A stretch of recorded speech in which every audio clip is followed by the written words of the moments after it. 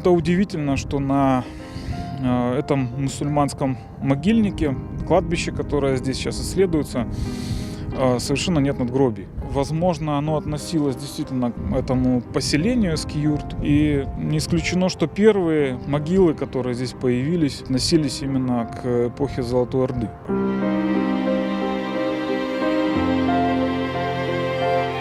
В настоящее время исследовано более 200 погребений по обряду мусульманских, а также 7 погребений христианских. Мусульманские погребения практически все ориентированы головой на запад, лицом на юг, на боку. Но христианские погребения по типичному христианскому обряду тоже головой на запад, но лицом к востоку.